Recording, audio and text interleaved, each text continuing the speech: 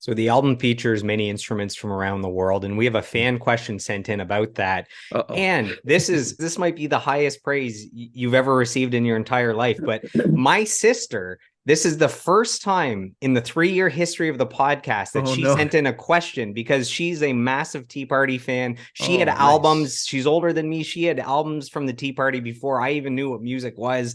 And she sends in this question. So this is from Colin Martin. She asks, where did the worldly music influences come from, and how hard was it to incorporate those sounds into your own sound?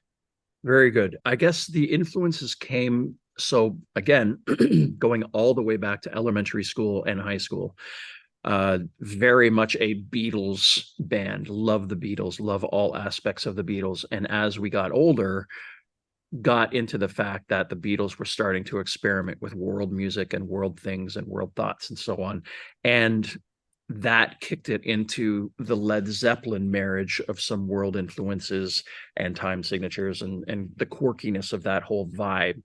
And we just sort of fell in love with it. I mean, Jeff, rest assured, Jeff was the captain steering the ship when it came to that. But he got us into this, and I couldn't help but love the fact that you're playing a goblet drum or you're playing a tabla drum and it's sounding like drops of water intermeshed with the heavy 1 and 3 on the kick and the upswing of the 2 and 4s on the snare. And just that whole, I don't like music that is very militant, that is very stuck to the grid. I mean, we didn't use any click tracks for these songs when we were kids.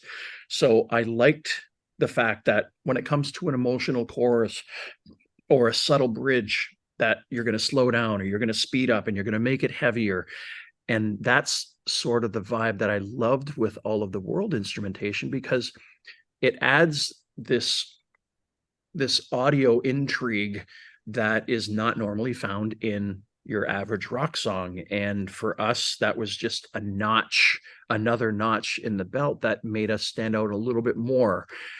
The hard part was then trying to figure out how do we do it live.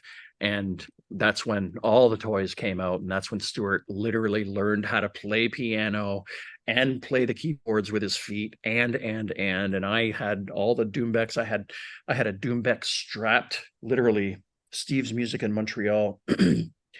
I got this Doombeck from them, and they put these screws on either side, and then I got this marching band belt thing, and I had it between my legs, so we'd be playing drums, and then the sticks would go down, and then I'd be like, it's just, it was crazy and so much fun. And I'm never doing that again. No. But that was a very in bonne question, Colin. Merci. That was great. There you go. Yeah. You guys have several instrumental songs across the discography. We're talking Mm. about this album. So the song Badger's instrumental. How do you decide as a songwriter if a song should remain instrumental or if you should be adding vocals and lyrics to it?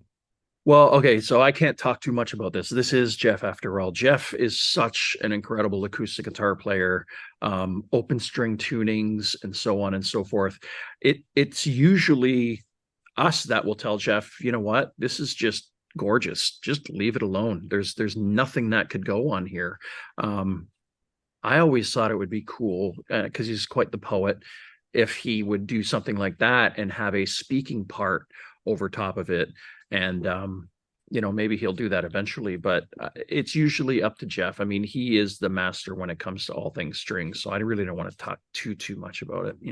Yeah, you did have a hidden track that had spoken word on it, didn't you? Was there one with Roy on it or Roy Harper, yeah, that was the hidden track at the end of The Edges of Twilight.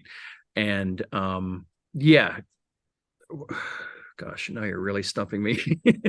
I didn't listen to this for a while. I usually listen to our demos because they're so different from the live records. But yeah, there's that hidden track at the very end of The Edges of Twilight that everyone should check out and go buy the new, go buy it first. what's different is now with streaming, Yeah. what they have to do is when these albums are on streaming, they have to take the hidden track and then put it on as a song Bonus on its track, own, or So yeah. I guess There's more no people come across it now.